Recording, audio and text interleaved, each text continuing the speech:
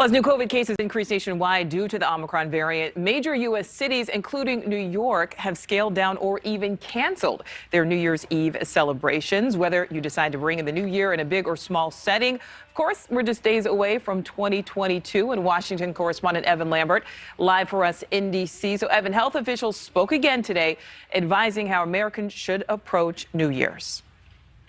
Nichole, the White House saying there's still every reason to celebrate the new year, but only in small vaccinated groups and to avoid big gatherings. The rapid spread of the Omicron variant may put a damper on the partying, though. Luckily, it does not appear that hospitalizations have risen at the same rapid rate as cases, and there are indications that Omicron is less severe. But there are still concerns, and cities, towns, even families are factoring those worries into plans when it comes to what are normally festive and large New Year's Eve gatherings. I asked Dr. Fauci today at the White House COVID briefing about what Americans should do in terms of their New Year's plans this year.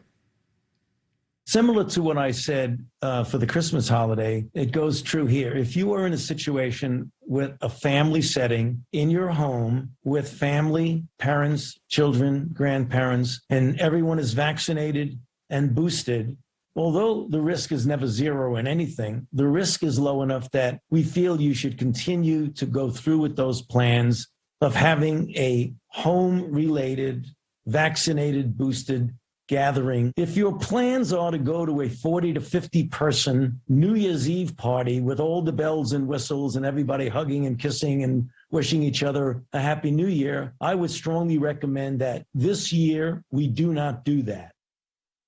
And cities and towns across the country following some of that guidance, either canceling or scaling back New Year's festivities. New York's iconic Times Square New Year's Eve party will be limited to fewer people, and those who do go are required to be masked and vaccinated. Atlanta canceling its annual Peach Drop, and Seattle and Los Angeles have scrapped plans for live crowds at their fireworks events. One city that is not changing any plans, Las Vegas, they are still planning fireworks and parties from the Vegas Strip. Nichole? All right, Vegas not canceling anything, at least for now. All right, Evan, thank you.